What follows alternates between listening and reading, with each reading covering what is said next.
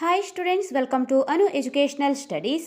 8ನೇ ತರಗತಿ ಕನ್ನಡ ಭಾಗ 2 ಅಧ್ಯಾಯ 5 ಹೂವಾದ ಹುಡುಗಿ. ಈ ವಿಡಿಯೋದಲ್ಲಿ ನಾವು ಹೂವಾದ ಹುಡುಗಿ ಪಾಠದ ಪ್ರಶ್ನೋತ್ತರಗಳಿಗೆ ಉತ್ತರಿಸೋಣ. ಇಲ್ಲಿ ಮೊದಲನೆಯದಾಗಿ ಈ ಪಾಠವನ್ನು ಬರೆದಿರುವಂತಹವರ ಕೃತಿಕಾರರ ಪರಿಚಯವನ್ನು ನಾವು ಮೊದಲು ಬರೆಯಬೇಕು. ಕೃತಿಕಾರರ ಪರಿಚಯ ಎ.ಕೆ. ರಾಮಾನುಜನ್. ಇಲ್ಲಿ ಕೃತಿಕಾರರ ಪರಿಚಯವನ್ನು ನೋಡಿಕೊಳ್ಳಿ. ಎ.ಕೆ. ರಾಮಾನುಜನ್ ಅವರ ಪೂರ್ಣ ಹೆಸರು ಅತ್ತಿಪಟ್ ಕೃಷ್ಣಸ್ವಾಮಿ ರಾಮಾನುಜನ್. ಇವರು ಮಾರ್ಚ್ 16, 1929ರಲ್ಲಿ ಮೈಸೂರಿನಲ್ಲಿ ಜನಿಸಿದರು. ಮೈಸೂರು ವಿಶ್ವವಿದ್ಯಾಲಯದಲ್ಲಿ MA ಪದವಿ ಗಳಿಸಿದ ಇವರು ದಕ್ಷಿಣ ಭಾರತ ಮತ್ತು ಅಮೆರಿಕ ವಿವಿಧ ವಿಶ್ವವಿದ್ಯಾಲಯಗಳಲ್ಲಿ ಪ್ರಾಧ್ಯಾಪಕರಾಗಿ ಸೇವೆ ಸಲ್ಲಿಸಿದರು. ಇವರ ಪ್ರಮುಖ ಕೃತಿಗಳು ಹುಕ್ಕಳಲ್ಲಿ ಹೂವಿಲ ಮತ್ತು ಇತರ ಕವಿತೆಗಳು, ಕುಂಟೋಬಿಲ್ಲೆ, ಮತ್ತೊಬ್ಬನ ಆತ್ಮಚರಿತ್ರೆ. ಕನ್ನಡ ವಚನ ಸಾಹಿತ್ಯವನ್ನು ಸ್ಪೀಕಿಂಗ್ ಆಫ್ ಶಿವ ಎಂದು ಅನುವಾದಿಸಿದ್ದಾರೆ. ಪ್ರಶಸ್ತಿ ಪುರಸ್ಕಾರಗಳು. ಇವರ ಸಾಹಿತ್ಯದಲ್ಲಿನ ಸಾಧನೆಗೆ 1976ರಲ್ಲಿ ಭಾರತ ಸರ್ಕಾರವು ಪದ್ಮಶ್ರೀ ಪ್ರಶಸ್ತಿಯನ್ನು ನೀಡಿ ಗೌರವಿಸಿದೆ. 1983ರಲ್ಲಿ ಪ್ರಸಿದ್ಧ ಮ್ಯಾಕ್ಸ್ ಆರ್ಥರ್ ಫೆಲೋಶಿಪ್ ಗೌರವ ದೊರೆತಿದೆ. ಪ್ರಸ್ತುತ ಹೂವಾಡ ಹುಡುಗಿ ಜನಪದ ಕಥೆಯನ್ನು ಶ್ರೀ ಎ.ಕೆ. ರಾಮಾನುಜನ್ ಅವರು ಸಂಪಾದಿಸಿರುವ ಸಾಲು ಸಂಪಿಗೆ ನೆರಳು ಕೃತಿಯಿಂದ ಆರಿಸಿಕೊಳ್ಳಲಾಗಿದೆ. ಇಲ್ಲಿ ನಾವು ಕೃತಿಕಾರರ ಪರಿಚಯವನ್ನು ಬರೆದಿದ್ದೇವೆ. ಈಗ ನಾವು ಮುಂದೆ ಕೊಟ್ಟಿರುವಂತಹ ಅಭ್ಯಾಸದ ಪ್ರಶ್ನೋತ್ತರಗಳಿಗೆ ಉತ್ತರಿಸೋಣ.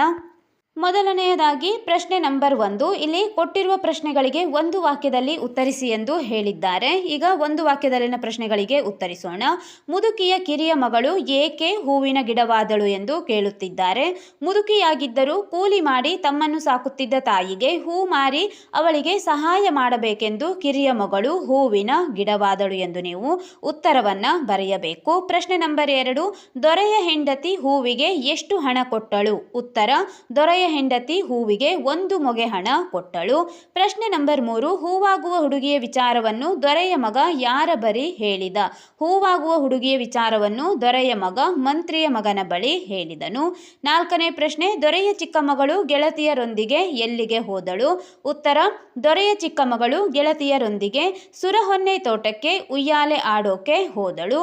ಪ್ರಶ್ನೆ ನಂಬರ್ 5. ಪಟ್ಟಣಕ್ಕೆ ಹಿಂತಿರುಗುವಾಗ ಅಕ್ಕ ತಮ್ಮನಿಗೆ ಏನು ಉಡುಗೊರೆ ನೀಡಿದಳು? ಇಲ್ಲಿ ಉತ್ತರವನ್ನ ನೋಡಿ. ಪಟ್ಟಣಕ್ಕೆ ಹಿಂದಿರುಗುವಾಗ ಅಕ್ಕ ತಮ್ಮನಿಗೆ ಬೇಕಾದಷ್ಟು ಐಸಿರಿಯ ಉಡುಗೊರೆ ನೀಡಿದಳು. ಇಲ್ಲಿ ಉಡುಗೊರೆ ಎಂದು 2 ಬಾರಿಯಾಗಿದೆ, ಒಮ್ಮೆ ನೀವು ಬರೆಯಬೇಕು.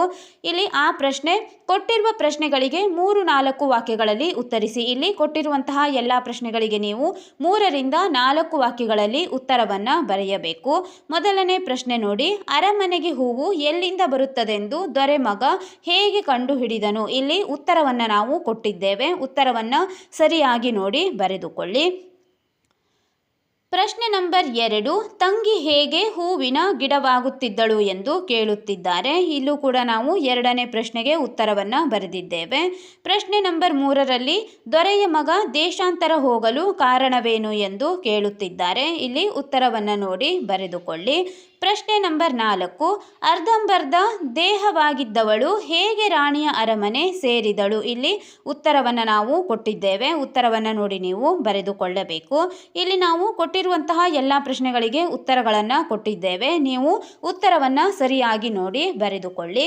ಇಲ್ಲಿ ಈ ಪ್ರಶ್ನೆಯಲ್ಲಿ ಕೊಟ್ಟಿರುವ ಪ್ರಶ್ನೆಗಳಿಗೆ 8ರಿಂದ 10 ವಾಕ್ಯದಲ್ಲಿ ಉತ್ತರಿಸಿ ಎಂದು ಹೇಳಿದ್ದಾರೆ. ಇಲ್ಲಿ ನೀವು ಕೆಳಗೆ ಕೊಟ್ಟಿರುವಂತಹ ಎಲ್ಲ ಪ್ರಶ್ನೆಗಳಿಗೆ 8ರಿಂದ 10 ವಾಕ್ಯಗಳಲ್ಲಿ ಉತ್ತರವನ್ನ ಬರೆಯಬೇಕಾಗಿದೆ. ಪ್ರಶ್ನೆ ನಂಬರ್ 1 ನೋಡಿ. ದೊರೆಯ ಕಿರಿಯ ಮಗಳು ತನ್ನ ಅತ್ತಿಗೆಗೆ ಮಾಡಿದ ದ್ರೋಹವೇನು ಎಂದು ಇಲ್ಲಿ ಕೇಳಲಾಗುತ್ತಿದೆ. ಈಗ ನಾವು ಉತ್ತರವನ್ನ ನೋಡೋಣ. ಉತ್ತರವನ್ನ ಇಲ್ಲಿ ಕೊಟ್ಟಿದ್ದೇವೆ. ಉತ್ತರವನ್ನ ನೋಡಿ ಬರೆದುಕೊಳ್ಳಿ.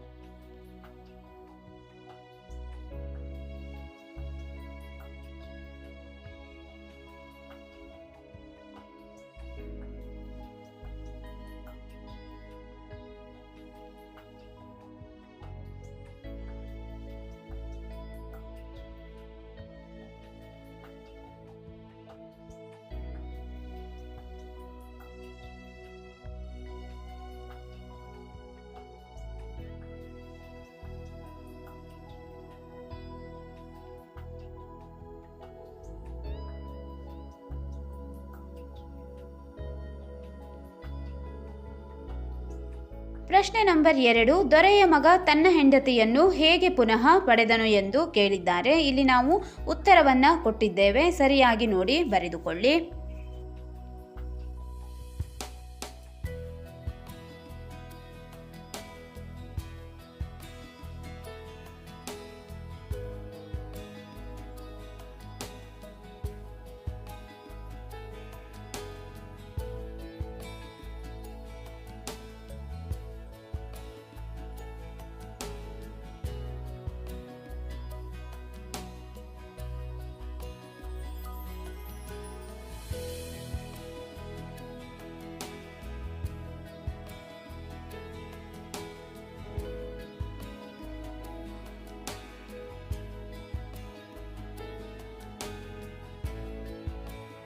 ಈ ಪ್ರಶ್ನೆ ಸಂದರ್ಭ ಸಹಿತ ಸ್ವಾರಸ್ಯವನ್ನು ವಿವರಿಸಿ ಎಂದು ಕೇಳಲಾಗುತ್ತಿದೆ. ಇಲ್ಲಿ ನೀವು ಕೊಟ್ಟಿರುವಂತಹ ವಾಕ್ಯವನ್ನು ಮೊದಲನೆಯದಾಗಿ ಯಾವ ಪಾಠದಿಂದ ಮತ್ತು ಯಾವ ಕೃತಿಯಿಂದ ಆರಿಸಿಕೊಳ್ಳಲಾಗಿದೆ ಎಂದು ಬರೆಯಬೇಕು. ನಂತರ ಸಂದರ್ಭವನ್ನು ಬರೆದು ಇಲ್ಲಿ ಬರುವಂತಹ ಸ್ವಾರಸ್ಯವನ್ನು ಕೂಡ ಬರೆಯಬೇಕಾಗಿದೆ.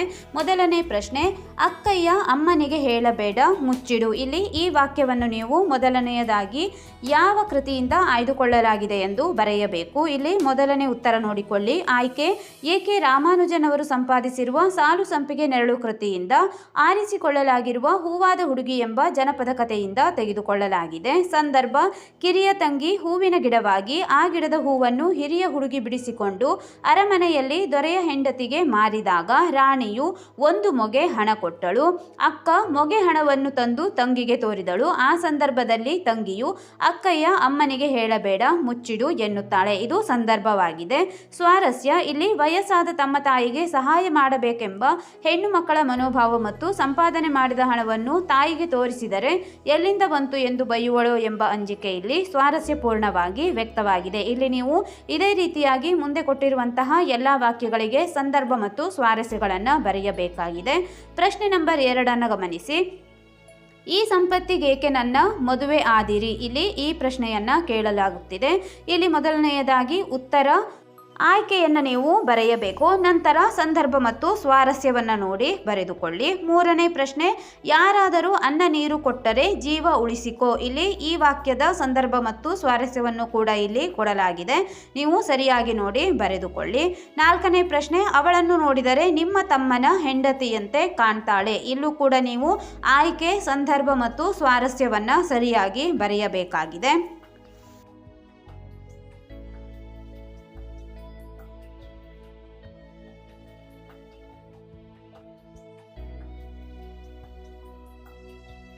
ಪ್ರಶ್ನೆ, ಖಾಲಿ ಬಿಟ್ಟ ಜಾಗವನ್ನು ಸೂಕ್ತ ಪದಗಳಿಂದ ತುಂಬಿರಿ. ಇಲ್ಲಿ ಬಿಟ್ಟ ಸ್ಥಳವನ್ನು ತುಂಬಬೇಕಾಗಿದೆ. ಪ್ರಶ್ನೆ ನಂಬರ್ 1, ನೋಡಕ್ಕಯ್ಯ ನಾನಿಲ್ಲಿ ಡ್ಯಾಶ್ ದಾನ ಮಾಡಿ ಕೂತುಕೋತೀನಿ. ಇಲ್ಲಿ ಬಿಟ್ಟ ಸ್ಥಳದಲ್ಲಿ ನೋಡಕ್ಕಯ್ಯ ನಾನಿಲ್ಲಿ ದೇವರ ಧ್ಯಾನ ಮಾಡಿ ಕೂತುಕೋತೀನಿ. ಇಲ್ಲಿ ದೇವರ ಎಂದು ನೀವು ಬರೆಯಬೇಕು. ಪ್ರಶ್ನೆ ನಂಬರ್ 2, ಅವರು ಮಾತಾಡಲೇ ಇಲ್ಲವಲ್ಲ ಮತ್ತೇಕೆ ಡ್ಯಾಶ್ ಯಾದರು ಎಂದು ಕೇಳುತ್ತಿದ್ದಾರೆ. ಉತ್ತರ ಇಲ್ಲಿ ಮದುವೆಯಾದರು ಎಂದು ಬರುತ್ತದೆ.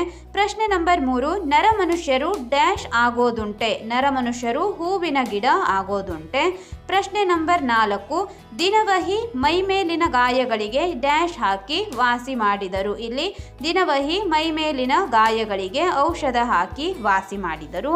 ಈಗ ನಾವು ಇಲ್ಲಿ ಮುಂದಿನ ಪ್ರಶ್ನೆಗಳನ್ನು ನೋಡೋಣ.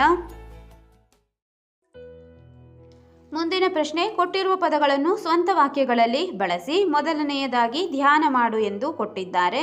ಇಲ್ಲಿ ಧ್ಯಾನ ಮಾಡುವನ್ನು ನೀವು ಸ್ವಂತ ವಾಕ್ಯದಲ್ಲಿ ಬಳಸಬೇಕು. ಉದಾಹರಣೆಯಾಗಿ ನಾವು ಒಂದಿಷ್ಟು ವಾಕ್ಯಗಳನ್ನು ಇಲ್ಲಿ ಬಳಸಿದ್ದೇವೆ. ಮೊದಲನೆಯದಾಗಿ ಧ್ಯಾನ ಮಾಡು, ದಿನಕ್ಕೆ ಒಮ್ಮೆಯಾದರೂ ಧ್ಯಾನ ಮಾಡು. ಪ್ರಶ್ನೆ ನಂಬರ್ 2, ಬಡವರು ಜೀವನದಲ್ಲಿ ಎಷ್ಟೇ ಕಷ್ಟಗಳಿದ್ದರೂ ಸ್ವಾಭಿಮಾನದಿಂದ ಬದುಕುವವರೇ ಬಡವರು ಎಂದು ಇಲ್ಲಿ ಬರೆಯಲಾಗಿದೆ. ಮೂರನೆಯದಾಗಿ ಸಂಪಾದನೆ, ಈ ಬದುಕಿನ ಗಾಡಿ ಸಾಗಬೇಕಾದರೆ ನಾವು ಸಂಪಾದನೆ ಮಾಡಲೇಬೇಕು. ನಾಲ್ಕನೇ ಪ್ರಶ್ನೆ, ಉಡುಗೊರೆ, ನನ್ನ ಸ್ನೇಹಿತನ ಹುಟ್ಟುಹಬ್ಬಕ್ಕೆ ವಾಚನ್ನು ಉಡುಗೊರೆಯಾಗಿ ಕೊಟ್ಟೆನು. ಇಲ್ಲಿ ನಾವು ಈಗ ಸ್ವಂತ ವಾಕ್ಯದಲ್ಲಿ ಎಲ್ಲ ಪದಗಳನ್ನು ಬಳಸಿದ್ದೇವೆ. ಕೊಟ್ಟಿರುವ ವಾಕ್ಯಗಳನ್ನು ಗ್ರಾಂಥಿಕ ರೂಪದಲ್ಲಿ ಬರೆಯಿರಿ. ಇಲ್ಲಿ ಕೊಟ್ಟಿರುವಂತಹ ಪದಗಳನ್ನು ಗ್ರಾಂಥಿಕ ರೂಪದಲ್ಲಿ ಈಗ ನಾವು ಕೊಡಬೇಕು. ಮೊದಲನೆಯದಾಗಿ ನೀನು ಹೂ ತಕ್ಕೊಂಡು ಹೋಗಿ ಮಾರ್ಕೊಂಡು ಬಂದ್ಬಿಡೆ ಎಂದು ಕೊಟ್ಟಿದ್ದಾರೆ. ಇಲ್ಲಿ ಉತ್ತರವನ್ನು ಈಗ ನಾವು ಗ್ರಾಂಥಿಕ ರೂಪದಲ್ಲಿ ಬರೆಯಬೇಕು. ನೀನು ಹೂವು ತೆಗೆದುಕೊಂಡು ಹೋಗಿ ಮಾರಿಕೊಂಡು ಬಂದು ಬಿಡೆ. ಪ್ರಶ್ನೆ ನಂಬರ್ 2, ದಾದೇರು ಗೋಗರೆದದ್ದಕ್ಕೆ ತಪ್ಪತ್ತಾಳೆ ಎಂದು ಕೊಟ್ಟಿದ್ದಾರೆ. ಇಲ್ಲಿ ಉತ್ತರ ದಾದೇರು ಗೋಗರೆಯದದ್ದಕ್ಕೆ ಒಪ್ಪಿಕೊಳ್ಳುತ್ತಾಳೆ ಎಂದು ಬರೆಯಬೇಕು. ಪ್ರಶ್ನೆ ನಂಬರ್ 3, ತಾಯಿ ಅಣ್ಣನ ಕೇಳಿಕೊಂಡು ಕರ್ಕೊಂಡೋಗು ಅಂತಾಳೆ. ಇದನ್ನು ಈಗ ನಾವು ಗ್ರಾಂಥಿಕ ರೂಪದಲ್ಲಿ ಬರೆದಾಗ ತಾಯಿ ಅಣ್ಣನನ್ನ ಕೇಳಿ ಕರೆದುಕೊಂಡು ಹೋಗು ಅನ್ನುತ್ತಾಳೆ. ಈ ರೀತಿಯಾಗಿ ಬರೆಯಬೇಕಾಗಿದೆ. ಈ ವಿಡಿಯೋದಲ್ಲಿ ನಾವು ಹೂವಾದ ಹುಡುಗಿ ಪದ್ಯದ ಅಭ್ಯಾಸದ ಎಲ್ಲ ಪ್ರಶ್ನೋತ್ತರಗಳಿಗೆ ಉತ್ತರಿಸಿದ್ದೇವೆ. ಮುಂದಿನ ವಿಡಿಯೋದಲ್ಲಿ ಇನ್ನುಳಿದ ಪಾಠಗಳ ಎಲ್ಲ ಅಭ್ಯಾಸದ ಪ್ರಶ್ನೋತ್ತರಗಳನ್ನು ಬಿಡಿಸೋಣ. ನಮ್ಮ ಅನು ಎಜುಕೇಷನಲ್ ಸ್ಟಡೀಸ್ನಲ್ಲಿ 8ನೇ ತರಗತಿ ಕನ್ನಡ ಭಾಗ 2ರ ಎಲ್ಲ ಪ್ರಶ್ನೋತ್ತರಗಳನ್ನು ಬಿಡಿಸಲಾಗುವುದು. ನೀವು 2ನೇ ಸೆಮಿಸ್ಟರ್ನ ಎಲ್ಲ ಪಾಠಗಳ ಪ್ರಶ್ನೋತ್ತರಗಳಿಗಾಗಿ ನಮ್ಮ ಚಾನೆಲ್ನ ಪ್ಲೇಲಿಸ್ಟ್ 8ನೇ ತರಗತಿ ಕನ್ನಡ ಭಾಗ 2 ಗಮನಿಸಿ.